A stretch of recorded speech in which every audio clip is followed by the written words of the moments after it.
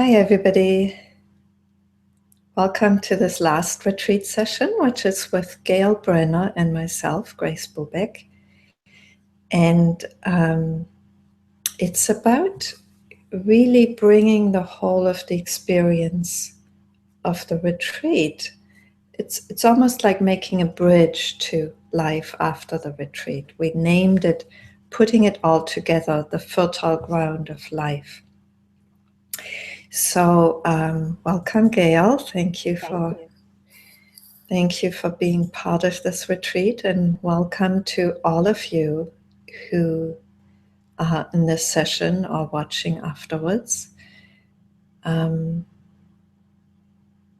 It's been, for me, it has been a deeply moving retreat, deeply touching retreat, and it's been so beautiful to share that with you. You know what, I want to speak to that, Grace, because I want to acknowledge what you've done to put this together, and thank you for this. And really on the behalf of everyone who is able to experience this retreat, it takes a lot of effort and work and organization and reaching out to people and figuring out the technology and all of that. And you do it all so beautifully, and only because it's a heart offering on your part. No money to join, no money, no one receives money. And it's just this beautiful free offering. So on behalf of everyone, I want to acknowledge what you've done here and say thank you. Oh, Gail, that's so sweet. Thank you. Thank you. It is a heart offering, and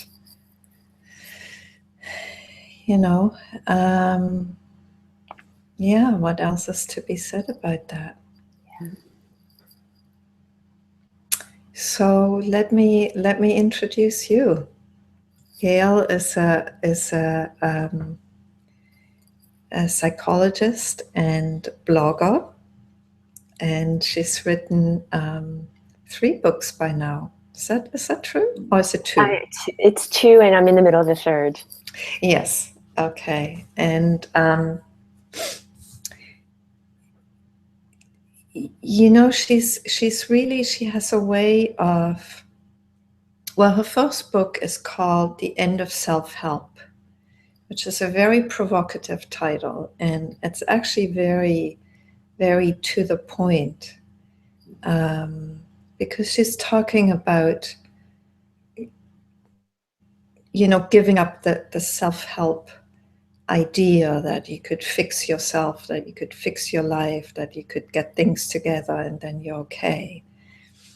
And so that's what she brings to this retreat, is just an enthusiasm for looking at things just as they are, and for finding the truth, going to the core of these, whatever shows up, and seeing what arises as we do so.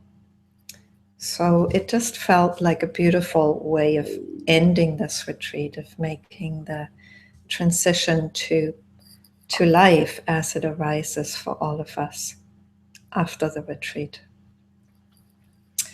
So Gail, maybe you can start us off with your reflections so far. Sure. I want to pick up on your use of the word enthusiast. I think you said enthusiasm or enthusiastic.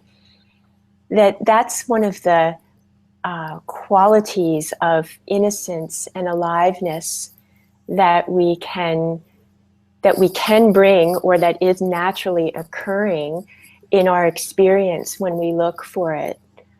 Often I'll work with people and I'll ask them, about enthusiasm or something that feels passionate, or when they feel passionate. And the answer is sometimes, that only happens rarely. And to me, wow, that happens rarely. That happens. And when it happens, when there's that experience of enthusiasm, that is so ripe to be traced back to its source, because it is one of those qualities of knowing, of being fully present in the moment, and of knowing ourselves not as this personal, limited, separate self, but just driven and moved by this aliveness. And when we feel enthusiastic, and when we experience that, not to make it happen, but to really acknowledge and recognize when that kind of crack occurs, and that like burst of life comes out, and to really feel that deeply, acknowledge it and feel it in the body, and let it nourish the brain, and let it inform our actions, that enthusiasm. Yes. So how can people be enthusiastic about their everyday life? You know, because often after retreat, even if it's an online retreat, you know, it's like people have been immersed in this beautiful energy of satsang, of gathering with people who are devoted to truth, devoted to love, gathering with people with teachers who speak that, who express that. And then it seems like this kind of rude awakening back to their own lives, you know, and there's this dread that arises. God, you know, like, I wish I could be in this kind of beautiful retreat energy all my life. Mm-hmm. And the wonderful thing is that we can, because ultimately it's not about, you know, sitting on the meditation cushion in that half hour of meditation, and it's not about a weekend of listening to teachers and being with other truth lovers, although that's a beautiful, amazing, and incredibly supportive thing to do. But life itself is very fresh. So if there's the thought like, oh, Monday morning, you know, and everything that brings that feels familiar and maybe heavy and not so alive or enthusiastic, that's a beautiful opportunity in that moment to really investigate what's going on in one's direct experience. Because if that's the thought pattern that's coming up, and then feelings arise that are associated with that thought pattern, that's something to investigate. Because the reality is, it's always fresh. If you go to the same job every Monday morning for 10 years, it's never the same. It's not the same, and it cannot be. So, because every moment is completely fresh, there's no repeating, because that's in the realm of time, and what we're talking about is this timeless reality. And we're not just talking about it, we're experiencing it and realizing that we can live it. So really remembering, and this is a good use of memory, remembering over and over, wow, this is fresh right now. And how can I be in this moment with this freshness? And how can I be here in the aliveness that's here right now? And it means recognizing when our thoughts grab, or when our attention grabs our thoughts, and then we put our attention into the content of what our thoughts are telling us, and realizing when all of that is in play, and knowing that there's an opportunity to do something different. That kind of feeling stuck in a thought pattern, or feeling like same old, there's always an option there. And the option is to shift the attention away from those thoughts, the content of the thoughts, not to get rid of them. It's just so simple. You don't need to do anything differently. It's really about just seeing that those thoughts are there, seeing that the attention has been grabbing onto the content of those thoughts, and then just losing interest in them, just withdrawing the attention and opening up to explore what is here right now in this moment. This breath, this aliveness, this body, these sensations, this lovely person in front of you. this is what's real right now.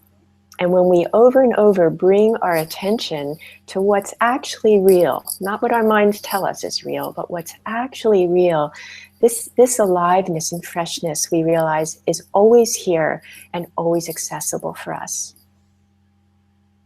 Mm-hmm. Yes, yes. You know, and I'll say for myself, the way it is in my life, it's not a constant, knowing, but there's this beauty of remembering and remembering and remembering. And I love the remembering and then the getting stuck and then bringing the enthusiasm to the stuckness. Like, wow, what just happened? What is here right now? What emotion just grabbed?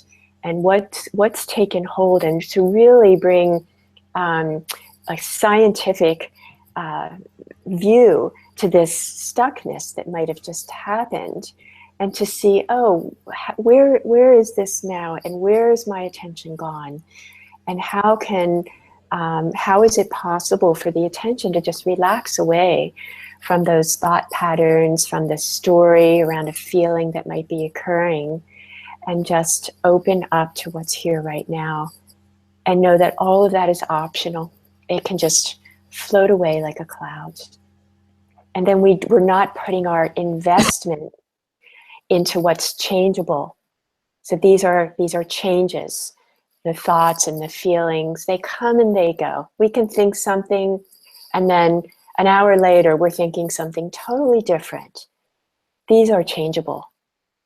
But we're looking for what's solid and stable and what doesn't come and go.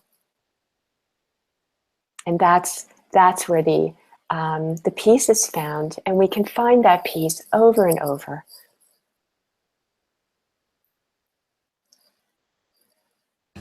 I'm laughing, Gail, because my cough just came again. I saw that. Yeah, I don't know if everyone else can see that, but yeah. Yes. So this is what comes and goes. Yes. And I forgot to ask you, Gail. Mm-hmm. It just occurred to me to ask you whether you'd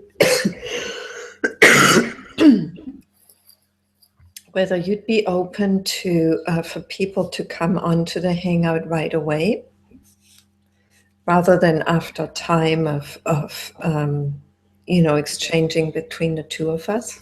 Sure. Yes, I am open to questions or comments or anything anyone wants to say anytime. And I think when I talked beforehand, I think there might also be some lingering questions from the last session. So I'm happy to kind of roll with what happens. Okay, well, that's what seems to come as a way of being in this session. So I'm just going to post the link to the Hangout right away. And Gail, I will just take a minute to do that. Sure. It takes just a little bit of time. Because I know people have questions about relationships and feelings and, handling different situations. And how do we do that informed by this truth, this reality that is who we are? And how do we navigate in everyday life? So if questions like that come up, it's useful for all of us to have those be a topic of conversation. Mm-hmm. So I'm just checking whether the link is posted.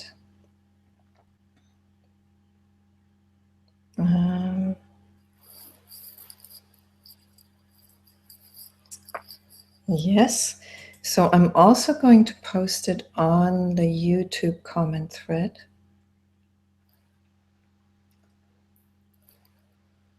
I'm sorry, it didn't occur to me to ask you about that earlier on, Gail.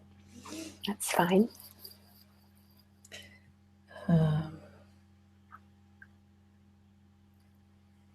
So let's see.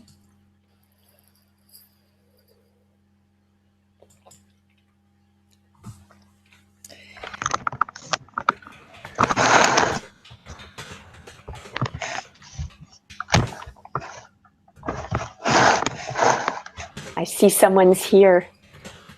Yes. Hi, Gail. Hi, are you Lee? Your name came up Nice as to Lee. see you. Yes, hi. Is your name Lee? That is my name. Yes, it came up. Okay. Hi, Lee. Hi, Gail. Hi, Lee. Hi, Grace. Hi. Did you want to ask a question, or you wanted to just hang out with us? I could do one or both. I love hanging out. I'll ask a quick question, perhaps. Very relatively, I'll say, easy in meditation to get to a place of peace, to freedom, to awareness. But in everyday life, as you just brought up, particularly in relationship-based conflicts arise fairly easily, and I get quickly taken away from presence to more conditioned. So I was wondering if you could comment on how to more easily recognize when something comes up of that nature and respond from presence rather than from ego-based reactions. Sure. One thing that's really helpful is to slow things down. And so it helps to become very aware of how this energy, this conditioned energy arises in you. So if someone says something that triggers you and then you feel angry or scared or however you feel reactive, to really get to know how that reaction happens, especially in your body and in your thoughts, both. And so that you know it very well. So that increases the likelihood that when it happens in the middle of some kind of interaction, that you'll be able to catch it.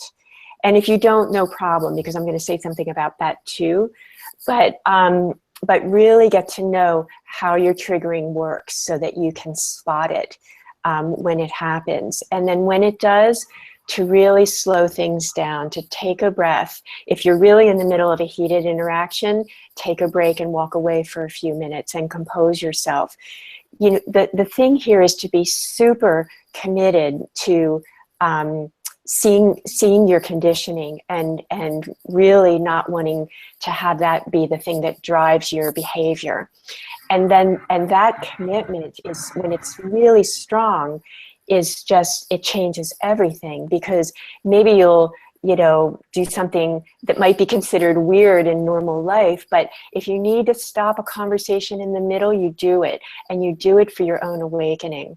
And if you need to step away, or you need to reflect about it, or you need to just, invite the other person to please, give you a moment so that you can collect yourself, to as much as possible, let yourself be in these interactions in every way possible that supports your being aware. I also find it really useful for people to have some time during the day, and often the end of the day is a good time to reflect on what happened during the day. So to really bring to mind, as you reflect, where you got caught and what thought patterns came up and what feelings came up. And when you're calm and you're in a place where you can be reflective, to really look back and see what happened over the day and identify those places where your attention might have gotten grabbed onto some story or thought pattern, and then take the time then to unwind it. What would be a different way of responding? And if love were moving you, what would you be doing differently? And to really begin to give every part of your being, your mind, your emotions, your body, this drenching it in truth, so that the likelihood of that waking up in the moment and being able to do something different, that likelihood begins to increase. So these are some of the things that are very practical. This is what we can do in our daily lives. Stop as often as possible and just take a breath and open, and what's here and how's the body doing, and realizing where our attention has gotten caught, and then relaxing back into this expansion and the immediacy of this now moment, and knowing over and over that that is always an option. So I want to ask you any comments to anything that I've said, any other questions or how that's been for you? Yes, my first comment is, can I please take you with me wherever I go? Well, you're not taking me in form, but you're taking this truth. It's always here. Being reminded to stop or pause is very helpful. As much as possible, as many times a day as you can, just to remind yourself, like, oh, what's really important to me right now is this truth and living this truth. And then, having that be the thing that helps you navigate. Thank you for your question.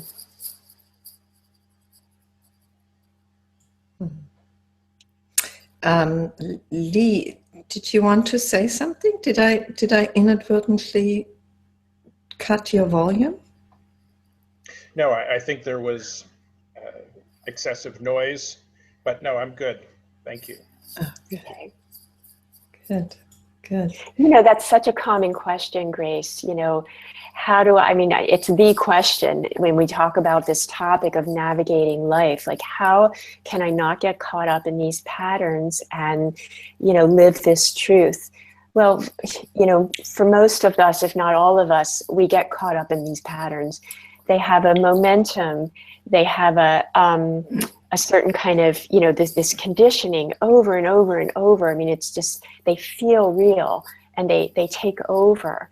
Plus, if we talk about where these patterns come from, these conditioned patterns, they've often had a function early in our life. If we look at our early childhood, the function of withdrawing or the function of reacting with fear to protect ourselves, or reacting with anger to push the other away. These kinds of conditioned reactions often have a function for us at some point in our lives. And then they get conditioned and they become part of our identity. And then here we are, not wanting that to be the case any longer. But that conditioning is quite strong.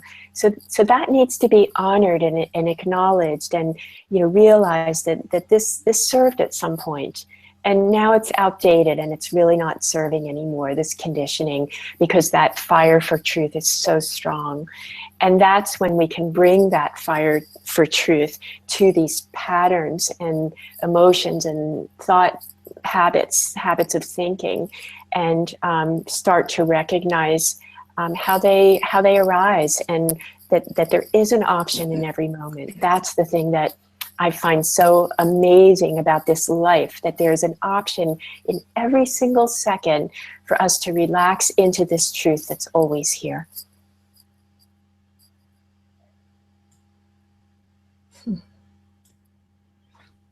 Beautiful, Gail. I love your enthusiasm. Just thinking the same thing. I don't know, it just comes that way, but I have a lot of enthusiasm for this. And, certainly, I want to make it really clear, I don't do this perfectly. I'm a human like everybody else. And, but this, I find it absolutely amazing that we don't have to suffer. It's almost unbelievable. And to the mind, it is unbelievable. The mind can't grab that, because the mind, it's built for survival and to find things wrong, and it's built for separation and division. So the mind isn't enthusiastic about the possibility of not letting the mind drive the life. The mind is threatened by that. Well, how could it be enthusiastic about losing control, essentially? Exactly. Yeah. So, Gail, I see that Victoria has come back with her question. She's one of the people who wasn't able to have her questions answered in the last session. So I want to put that to you, because I know also she's from Europe, so it's late in Europe. Yes. So here's a question. When I realize to be is my goal, then my mind doesn't stop asking, how can I be? Always how can I be? And she adds afterwards, how is being? As she adds that as a question, how is being? Yes, how is being? Yeah. Though I'm not sure that adds anything. I'll let you get to this. So there's this like true desire, this heart's desire, like I want to know this truth. And right away the mind comes in and slams. And that's happening, I suspect, because the mind is feeling threatened. There's probably some kind of fear of losing control that the mind is chewing on and grabbing. So a couple of things about that. One is, and this is to Victoria, to investigate within to see if there's some kind of emotion that's present that underlies that slew of thoughts, that flood of thoughts that comes in.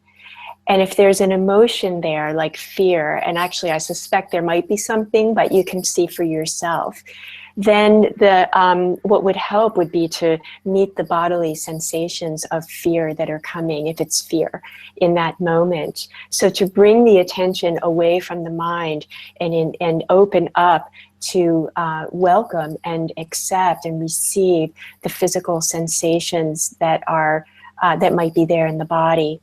So that's one way of giving a message to the mind that you're not so interested in the content of those thoughts. And I also think it really helps to understand what a thought is. And I've been thinking about this a lot recently and actually writing about it. And a thought, if you look at it, if you ask the question, what is a thought? Which is actually kind of a radical question, and we take thoughts for granted. And I'm thinking right now, my thoughts are telling me I need to do this and that, and they're describing who I am and judging everyone else, and we take that all for granted. But what is this thing we call a thought? And what it is it's a collection of sounds. And for some people it comes as images. So it's either images or a collection of sounds. And these sounds really are random sounds. But because these sounds are what we call words, we have an agreed upon meaning that we apply to these particular sounds. So if you take the sound tree, and here we're working in English, so the word tree is completely arbitrary. The only reason it means that, thing that now has all the Christmas lights on it is because we've agreed that sound tree has the meaning of that thing outside with the Christmas lights on it. So, the issue about thought is the content of thoughts. And when we learned that we don't really need to buy into very much at all of the content of thoughts, it can be very freeing. So that thought that comes, well, how can I? The answer to that probably is you can't. The mind is trying to do something that it can't do, because that awareness, that truth that you're looking for is outside of the mind. So seeing those thoughts as, how can I do this? How can I do this? This is just a collection of sounds that has a particular meaning that's kind of random when we really look at it, that probably has some emotion underneath. That's what's happening in that moment. So withdrawing attention away from the content of those thoughts, just letting that float away like a cloud, the content of the thought, not to get rid of the thought, but just to not buy into the content of that thought, and then to open to everything that's here, and doing that over and over, that will eventually give a message to that thought pattern that it's not needed, it's not necessary, it's not useful, it's not serving, and it can be here, but it's not given any power or attention anymore. So that's how I would suggest to deal with that onslaught of thoughts that comes, and to really keep focusing over and over on this reality, this awareness, and if need be, use the breath as a portal into that. So taking a breath and bringing the attention away from the thoughts, and then expanding into this awareness, and realizing that this being is the truth of what's here, and not these thoughts. And the how to, I mean, everybody asks that question, how to, and there are many tools that can be applied, and then ultimately there's no tool, and it's just the knowing of what's here, and the living of that, and the realizing of that, and the feeling of that. And if Victoria has any follow-up questions to that, I'm happy to hear them. Thank you, Gail. It's so clear. And it just comes to me to maybe add to that, you know, at the level of, I'm sorry, I have to cough again. At the level of feeling, you know, when you step back from the thought, oh, I want to know how to be. At the level of feeling, at the level of the heart, there's a yearning to be, isn't there? Yes. And and that can be seen. Or you can let that you can let that yearning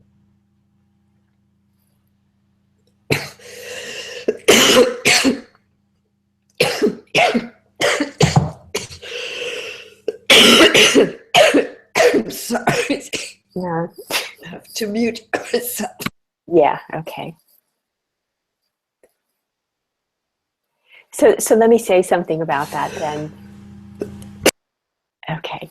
So that yearning, you know, the yearning is a beautiful thing, but it can actually go both ways, because that yearning can feed that illusion that what you want is not here right now, and what you want is outside yourself.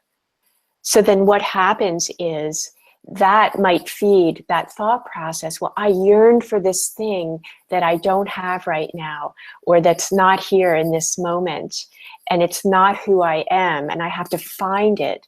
And then the mind gets going, how can I do it? How can I find it? And this feeds a misunderstanding about what we're looking for here, because that yearning is just a signal to bring the attention back into oneself, not out there to look for something that you think that you don't have, but to bring the attention into oneself, to meet the experience just as it is, the direct experience in this moment, and to realize that all objects, and objects we mean thoughts or feelings or perceptions or bodily sensations, all of that arises in awareness. So continually bringing our attention back to this awareness now, and using that yearning as a signal to bring our attention back to presence, to this loving presence that accepts everything, and not to feed that belief that what we want is not here right now or is outside of ourselves. So that's a little tricky and really important to pick up, that maybe that, you know, that desire for the truth is beautiful, but it's the desire to know something that's already the case. And it's the desire to experience what's already here. It's not about something that's not here. And it's not about, you know, it's not about not what you are. It's about discovering who you already are in this moment.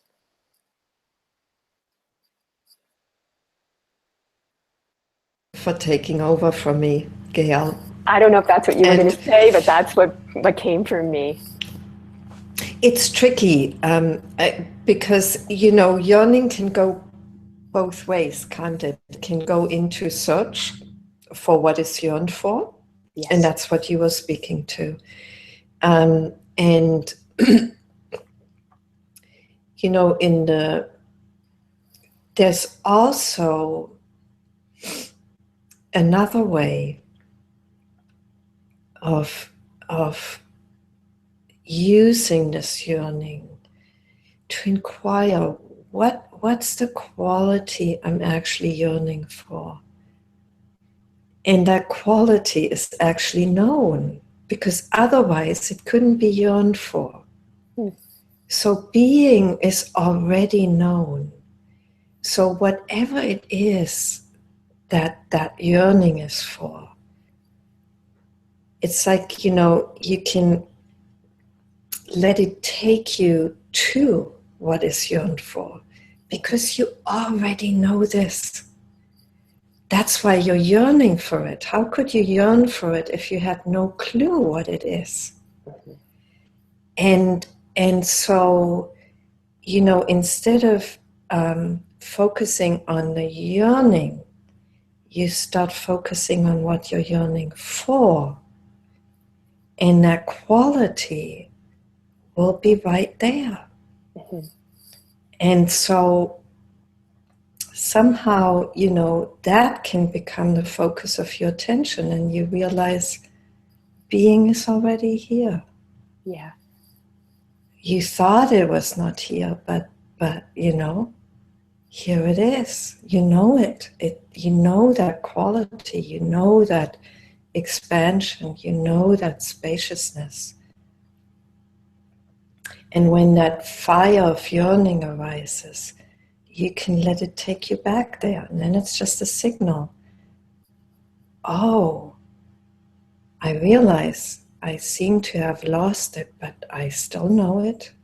Still here. Yeah, that's beautiful. Really useful. It's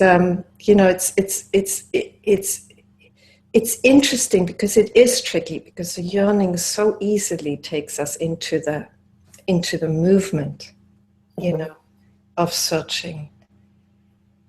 And we can be so used to the searching as who we think we are, we're just searching for this truth, for being.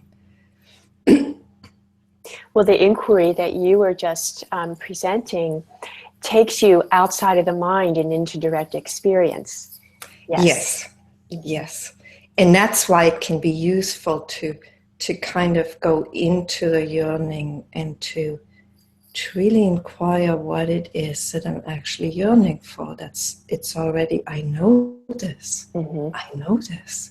How could I yearn for it if I didn't? And so it kind of goes into the, just the direct experience, and into a different kind of truthfulness, And the truthfulness here is,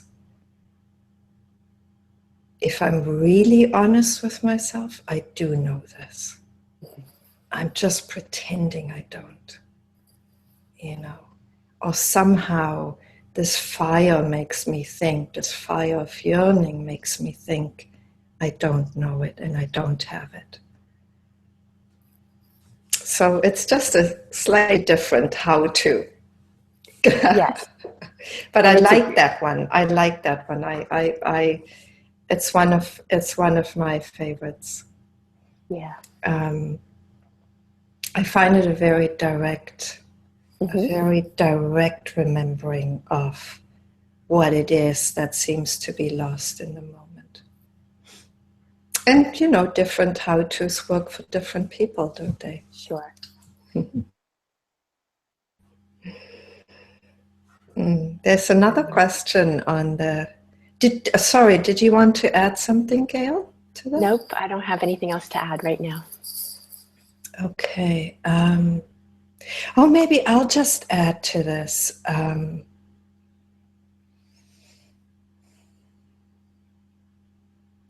And that can actually be very healing. For feeling types, for people who are really kind of, they're in the feelings a lot. There are people who are in the thoughts a lot, and then there are people who are in the feelings a lot. And for feeling types, it, going into the yearning can be quite healing, because then there's nothing wrong with feeling. There's an embrace of those feelings that seem to be very troublesome. And feeling types usually grow up being told, oh, they feel too strongly or they feel too much and they shouldn't feel so much. And then in non-dual circles, they're told, well, it's like it's not real, feelings are not real. And somehow that can be a way of just finding fault with yourself, beating yourself up because, you're feeling too much. Mm-hmm.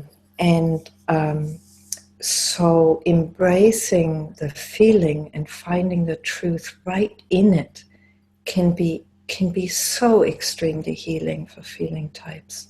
Mm-hmm. Because then the feeling is precious. The feeling is your way. For thought types, it can be very useful to see the thoughts and to step back from the thoughts.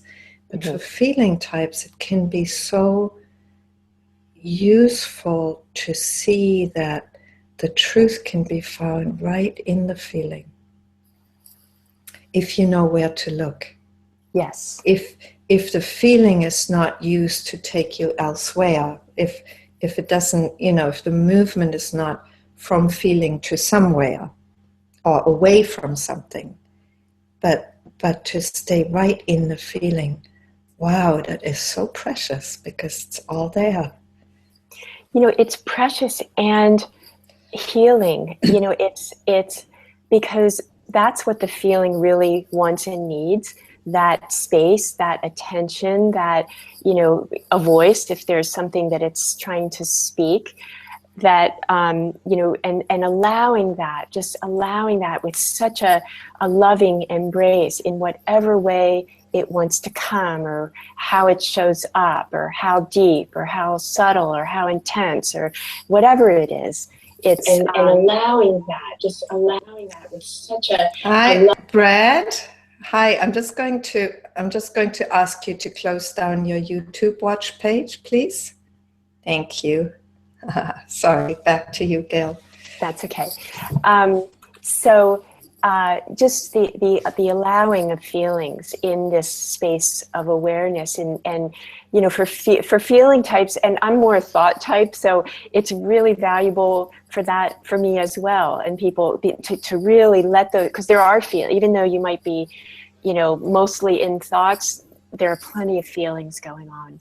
So to open to that realm of feelings over and over, and as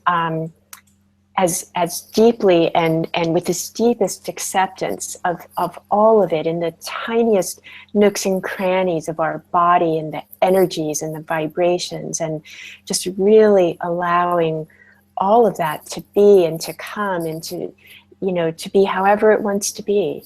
It's a common thought pattern. Well, I've done that already. Like, oh, that feeling again, that's still here.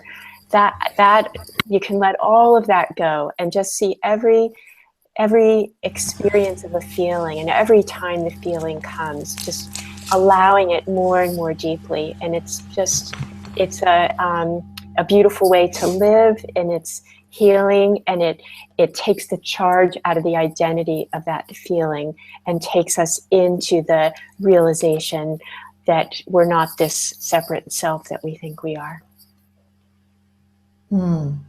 Beautiful. Thank you. Thank you, Gail. There's another question on the YouTube comment thread that I'd like to read out. It's by Julie Robertson. She says, when we respond to ourselves and others with love, how do we handle if that is at odds? For example, responding to others with love means that we are not really responding to ourselves with love. That was the full question? Mm-hmm. Okay.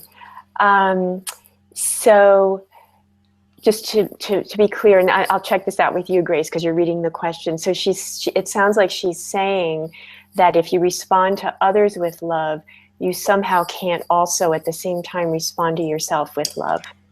Is that what you're reading? That is okay. Question, yes. Okay.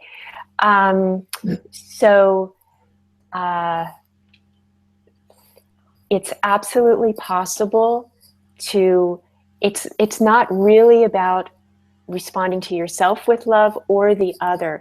It's overall how love is moving you to respond in any moment. And you know, we can absolutely count ourselves in when we think about how am I going to respond with love. It's not just about what the other person needs or what we think they want to hear from us. It's because that cuts off our needs and what might want to be moved through us as well, that has to do with ourselves. So in asking that question, like, how does love move, or how does love want to be expressed in this situation? That's a more general question that doesn't go to the me or the other person. It's just a general feeling, like, how does love, it's more impersonal. How does love want to move here? And then responding to that. But to really hear that in the heart of this question is, well, I have to give up myself if I respond to love with love to someone else. It's really, I really want to encourage Julie to investigate that a little more deeply, because you absolutely count yourself in, and let your whatever is there for you to be acknowledged and attended to, let that be part of all of it, because it's included, it is part of the whole. You look like you also want to add something. Yes, you saw that correctly. I just wanted to add, it's part of survival, our survival conditioning, that somehow there's this thought that we, either it's us or it's them. Either we get what we need or they get what they need. But it can't be good for both of us. It can't be right for both of us. There cannot be a loving response to both sides.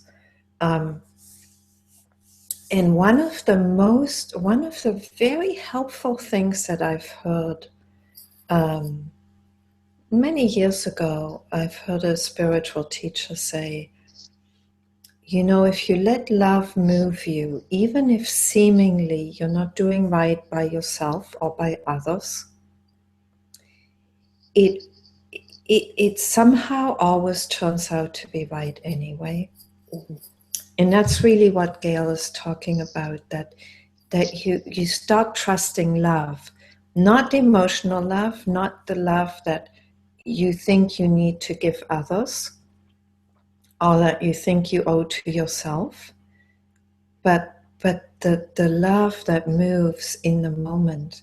And love moves you sometimes to give to the other what they say they need, and seemingly not give to yourself what you feel you need. And sometimes love will simply say, well, I'm sorry, I can't give this to you right now.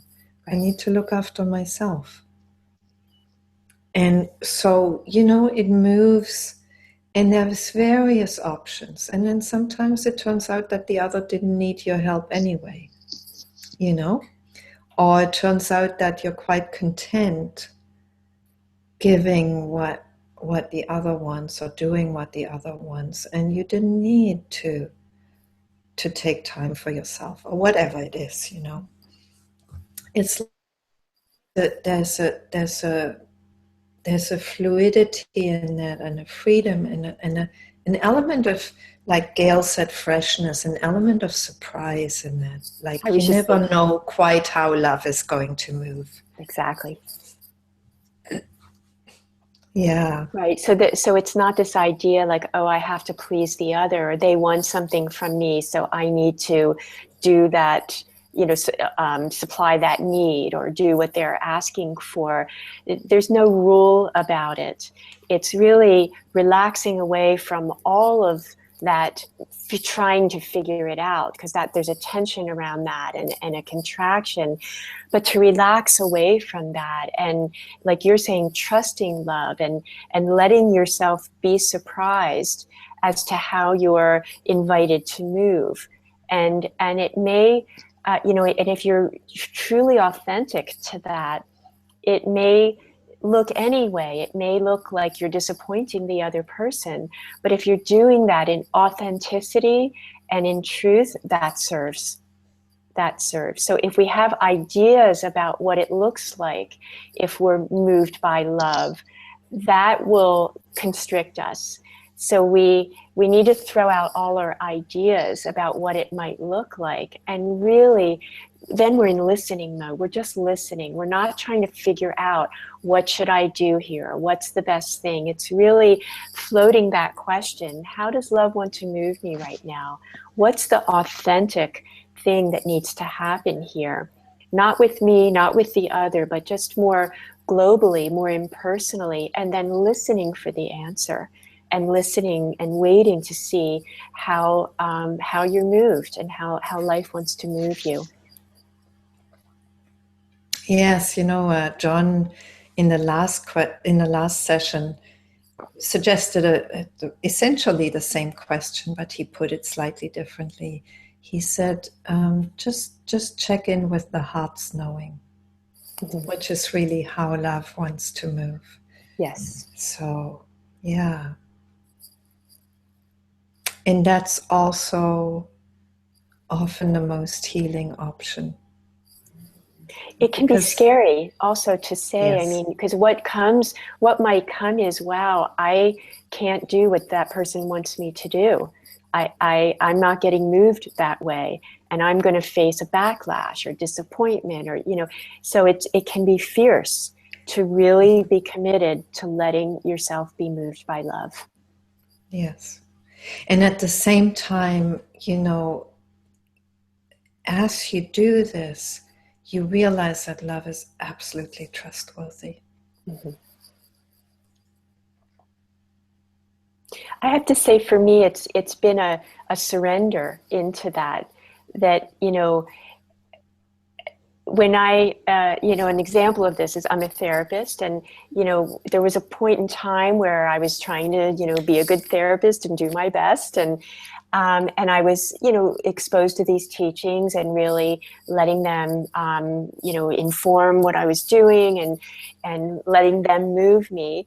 And I got to a point where I would be in a session with someone, and I would get an intuition to say something or do something. And I remember saying to myself, you want me to do that? Or, this is how you want to move me right now? And then I just jumped, and I trusted, and I did that over and over. And it was kind of a practice for me, and a very kind of exciting one to say, yes, you can be trusted. You, meaning life, this, essentially myself, this can be trusted. And to trust it, even if it doesn't make any sense, or it doesn't look the way you want it to look, or you think it should look, or you're afraid it's going to get you into hot water if you say this thing that you feel, strongly that needs to be said.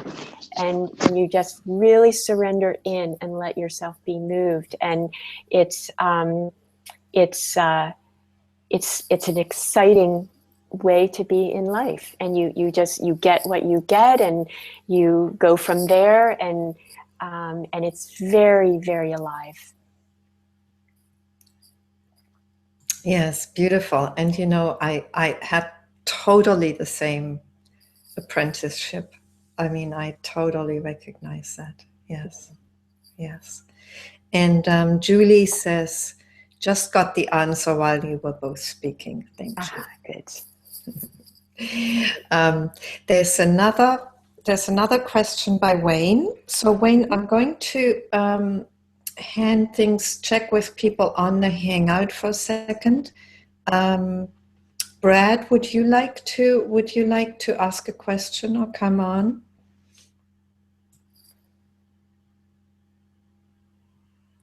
I'm going to unmute you. So just let us know. Hi, Brad. Can you hear me?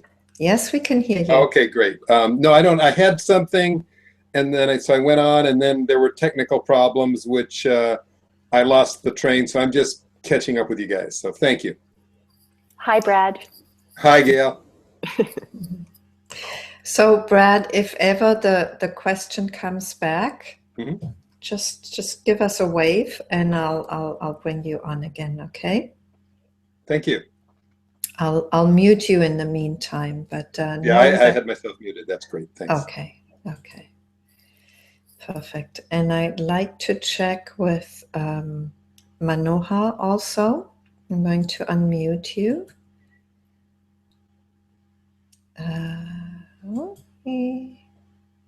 Okay, Manohar, can you unmute yourself? Would you like to speak to Gail or myself?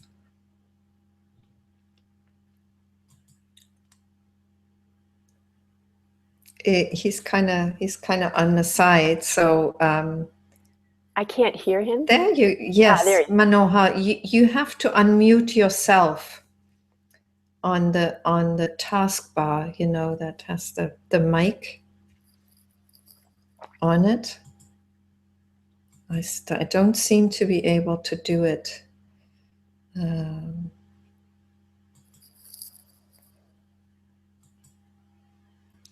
Well, if you'd like to speak to us, just bring yourself back, Manohar.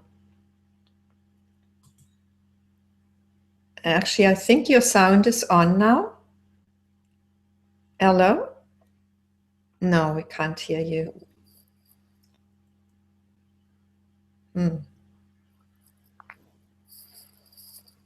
Hello. Let's see. Maybe we can unmute you again. There you go. Can you hear us, Manohar?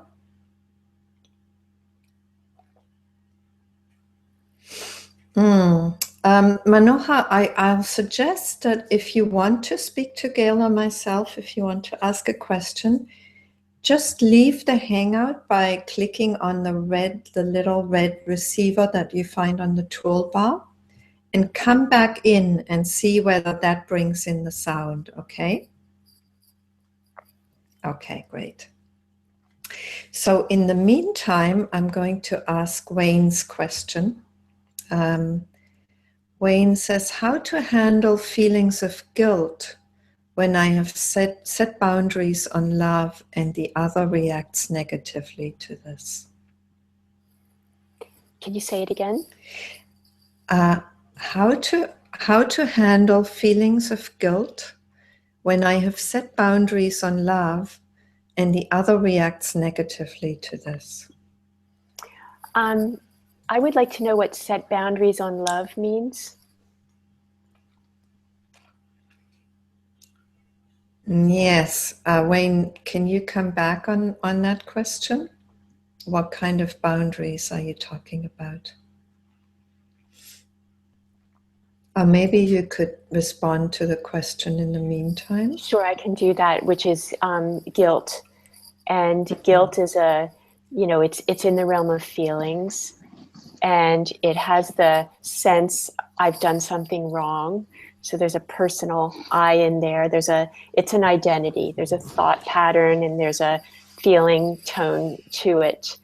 And that's asking to be met and to be seen as for what it is. That, if you can assure yourself that you've acted on love and that's kind of a clean way of responding in whatever situation it is. Like we were saying in the previous question, when we let ourselves be moved by love, we're not always going to get the rosy response from the other. It's not always going to happen that way because our orientation is not just pleasing the other. So when we let ourselves be moved by love, we don't know what the outcome is that we're going to get. We don't know how the other person's going to respond. So, it's useful to check in, like, did I Is there anything I can learn from how I, responded in this situation? Did I miss something? Do I need to check in again and maybe, rethink what I've done? But if it seems like it was the right thing to do and the best thing and the truth-driven thing to do or way to respond, and you can assure yourself of that, then the guilt that comes is a conditioned reaction.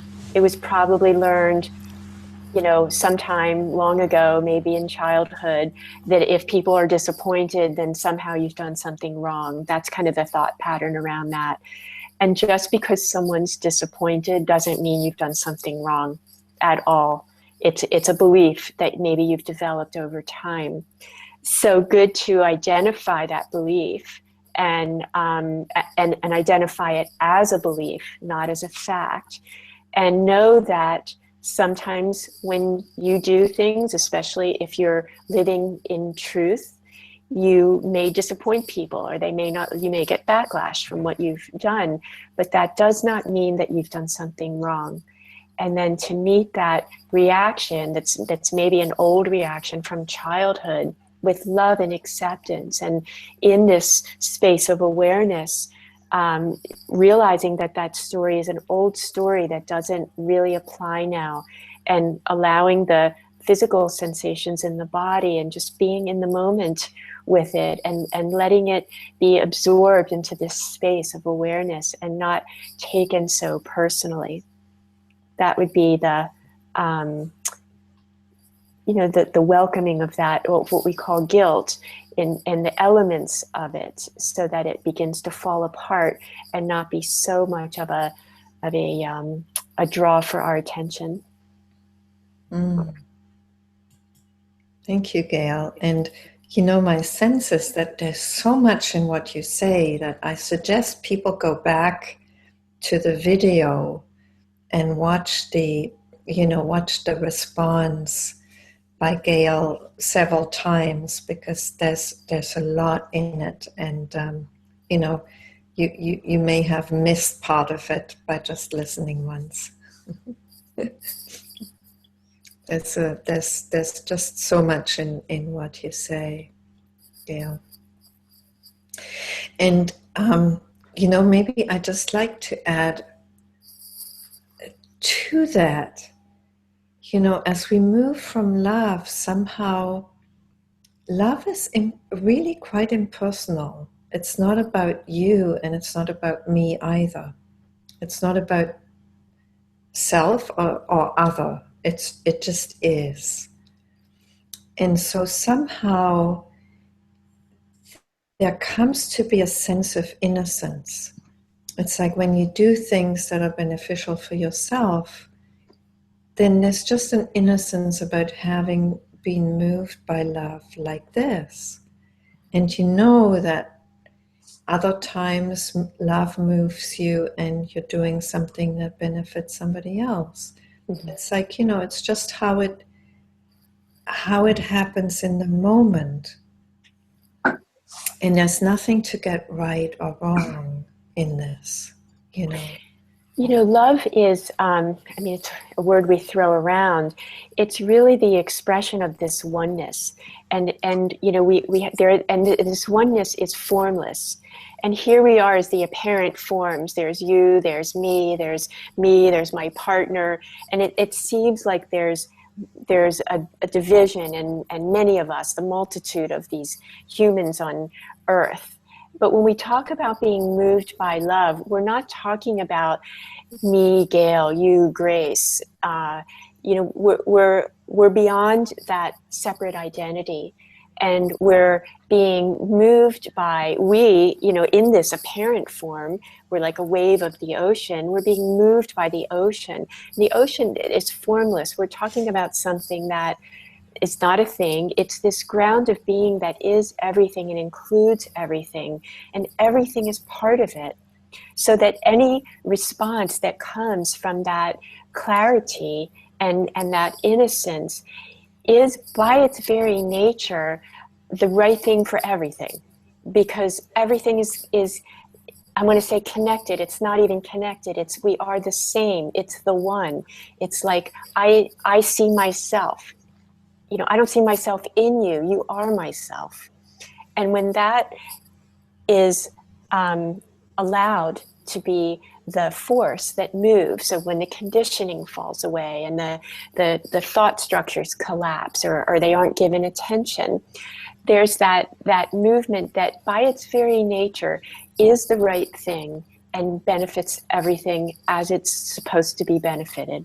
Not like the personal self or the personal mind will tell you, but it's at a level that's way beyond our personal selves and our personal minds. It's reality, it's truth, it's this life, and it's life-giving. It's inherently life-giving. And that's what we mean when we refer to this love. Beautiful. Thank you, Gail. And Wayne actually came back on the YouTube thread, so I'll just read that out. Okay. This was a question from my wife, and she thanks you for the answer. She has an aunt whose behavior towards her has crossed her boundaries. She feels her love should always be unconditional toward her aunt. She says, thank you for the response, Grace and Gail. Okay. I'll say one more thing. Yet yes to unconditional love, but still that doesn't mean that it doesn't define what you're going to do. You know, yes, love the other unconditionally. Sometimes we need to love from afar. You know, if that person isn't, if we don't feel moved to have a close connection with that person. So love itself by its nature is unconditional. So when we understand that and we let ourselves be moved, setting a boundary might be the most intelligent thing to do in the situation, no matter what the response is from the other person. Yes, and you know, I just add to this. I mean, love includes the other and yourself in this unconditionality. Yes. So your unconditional love for yourself, Absolutely, your innocent love of yourself may just mean you have to set a boundary, and that's totally okay. You know, there's no guilt in that. There's no wrong in that. we might feel guilt because we've learned that that's not okay, or we somehow hold this belief that we're undeserving of that unconditional love. But we are already that love. That's the truth of it.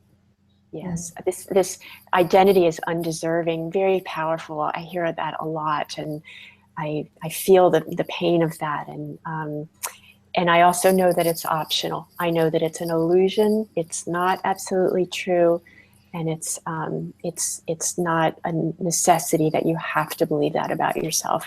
In fact, it's in truth, it's not even true. It's not an accurate description of who you are. And you know, I think we're also dealing there with a heritage, a spiritual heritage from Christianity, which was interpreted in that way that somehow we had to be selfless to be loving. You know, love meant being unconditional and giving to others and denying ourselves. And you know, somehow that still plays on people's psyche when they come to embrace love fully.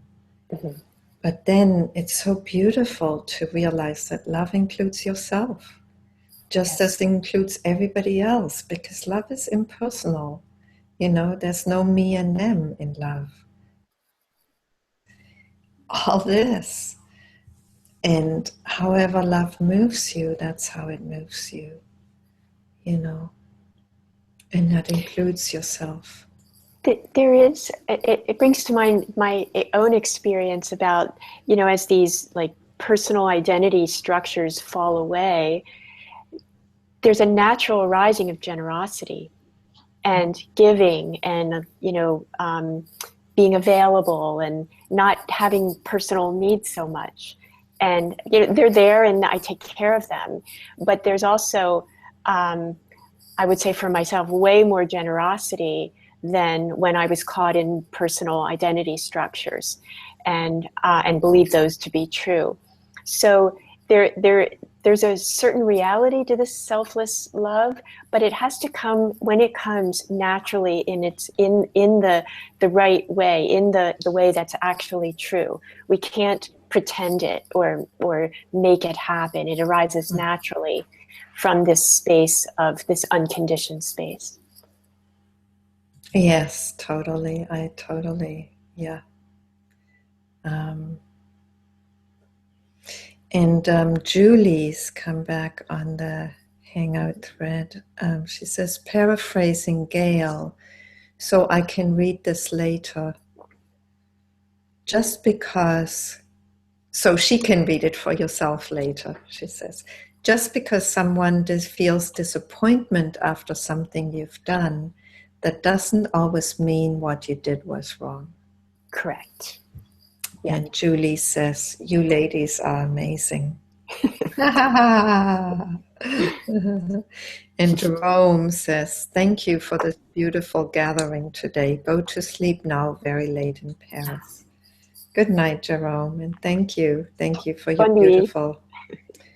beautiful presence earlier. Bonne nuit. Can you hear me now? Yes, we can hear you, Manohar. Would you like to ask a question now? No, I just want to compliment you, Grace, for putting this together. And I also want to thank Gail for being here. It is through her that I'm on this retreat. I receive her Friday inspirations. Oh, great. To know about this retreat. So I sincerely thank you. And I really mean it by heart. I'm happy to see you and meet you. Yes, thank you very much for putting up this great retreat. It's very personal and yet it's very impersonal. Yes, both. Thank you. Thank you for sharing this, Manohar. And it's so true because we're both in this very personal form and also in this impersonal beingness. Yes. Both, yes. And I like Gail's enthusiasm about everything.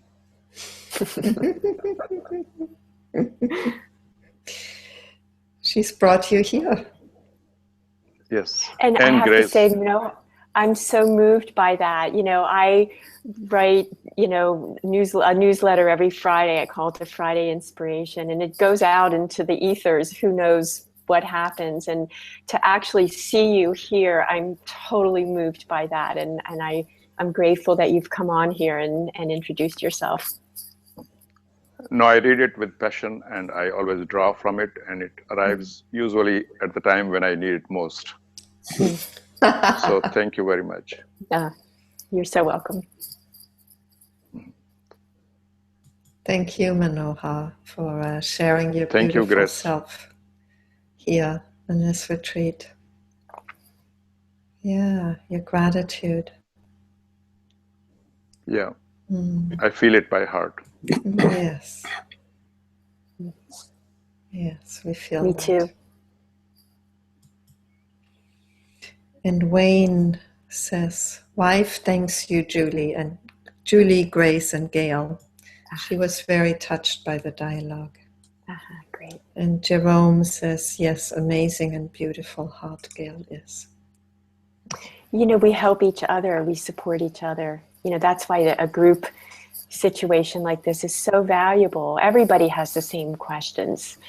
And hearing a response to someone's question, it just, like Manohar was saying, the right thing happens at the right time. We get this is how love moves when we're open to it. We get the teaching that we need at the right time. Mm. I also want to thank you for pronouncing my name correctly. Not many people in the first round get my name pronunciation correctly. Well, I'm glad I did, Manohar. Yeah, thank you again. Greeting you, Manohar. Greetings to you too. Mm. It's turning into a love fest. Yes, absolutely. That's what This it's is what meant to happens be. at the end of retreat. You know, this is you know, when we've been just, you know, stewing in these teachings and sharing with each other, and you know, over and over for 2 whole days, you know, being constantly pointed back to what's true, and really hearing that these patterns that we live by that bring suffering to our lives, we really don't have to do that. There's always another way, always, always, always. And we hear that over and over for 2 days, and you know, and then there's a melting that happens, and we just melt into love. And you know, and then we take that with us, and we don't take it with us because it is always there with us anyway. All that this retreat has done is that it's uncovered what's already true and already the case. And if there's one thing for people to take away, it's that whatever you've gotten, whatever you've shed, and whatever light has been revealed, that's always here, and it's always possible for that shedding to happen again and again and again, wherever you are. That we forget. We forget, and we do, and then we remember. Yeah. Yes, that about sums up the human existence, doesn't it?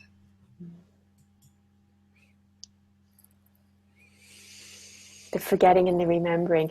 So that speaks to not making the forgetting a problem. Like, oh, I forgot again. You know, there's a lot of that, you know, frustration, and it's unnecessary. It's like, okay, I've forgotten, and now here's my moment. This is my moment. Awake again. Just like being the water of the river. Yes. You never touch the same water in the flowing river. That's right. You never touch the same water twice in the flowing river. Mm-hmm. And the water's always water. New. Mm-hmm. Always new. Mm-hmm. New in each moment. Mm. So I'm wondering, Brad, whether you want to, I know you send us a little Google Hangout note thanking us, whether you want to just say something yourself. Am I unmuted now? Yes, you are. Okay, I tried it. Yeah. No, I just have been enjoying it.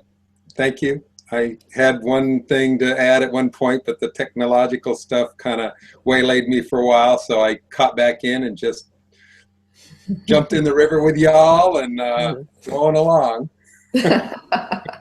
So don't have anything to add, just appreciation and enjoying it. That's all. Thank you. Actually, that's adding a lot, Brad. You know, I've seen your... We can end the retreat. I've seen your smiling face. I've seen your smiling face here, and that's actually added a lot. Yeah. Oh, thank you. Yeah. Well, like Manohar, how's it pronounced? Yes, Manohar. Yes, correct. Yeah, like Manohar, I'm on here because of Gail. Hi, Gail. Hi. Well, you said hi before. Yeah. So. Maybe we can end the retreat with a big laughter.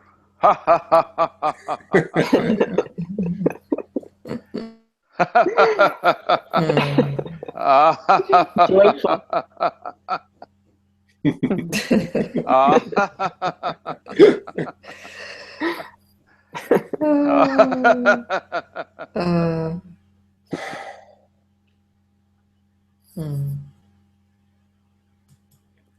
Sometimes in the laughter, you let go of what your mind has been thinking all along.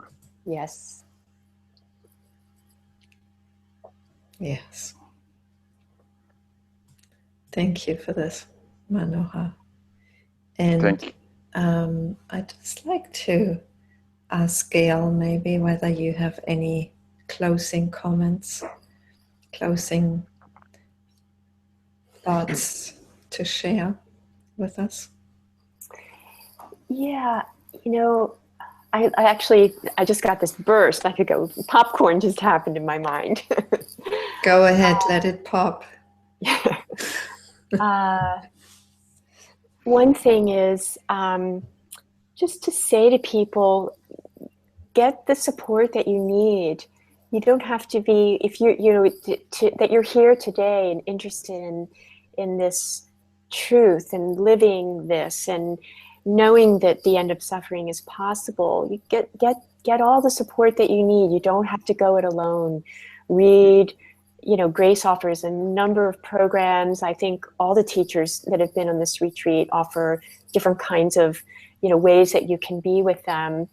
And don't hesitate to get support and go to retreats and be on forums and all of that. It's when we're trying to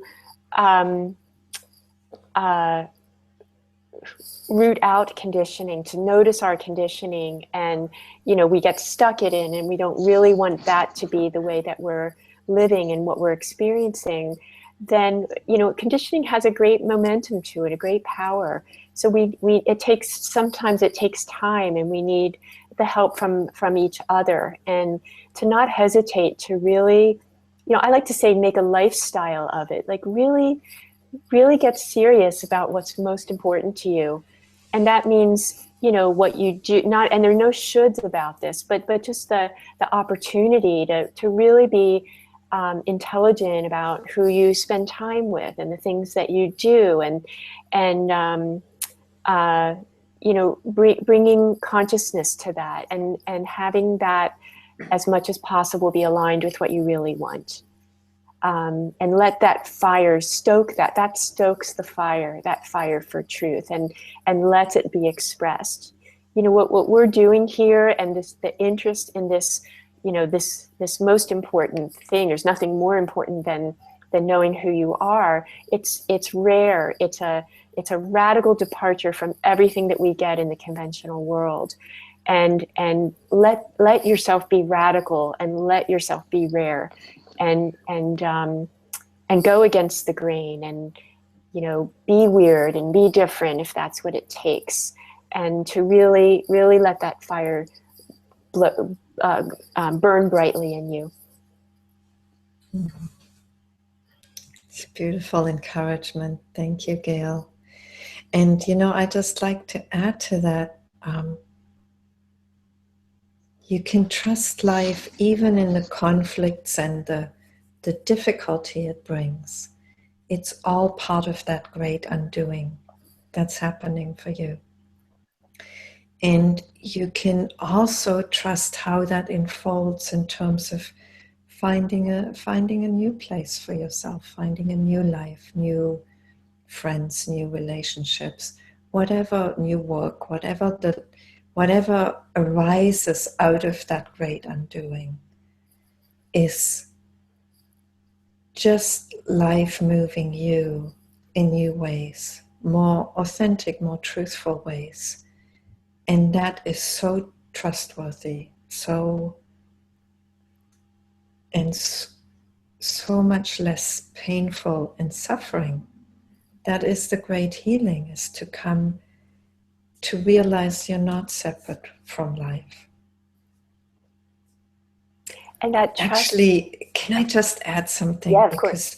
Because that's what my teacher Gangaji said to me.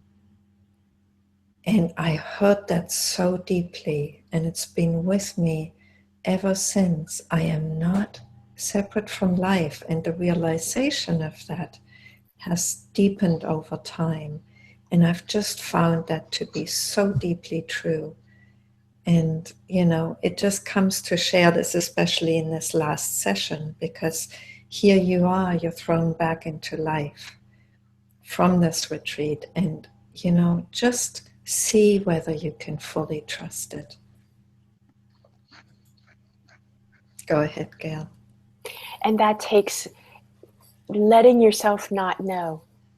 You know, don't know anything. Don't know, just don't know. Let the unknown be the place where you live, and then you're trusting life to move you.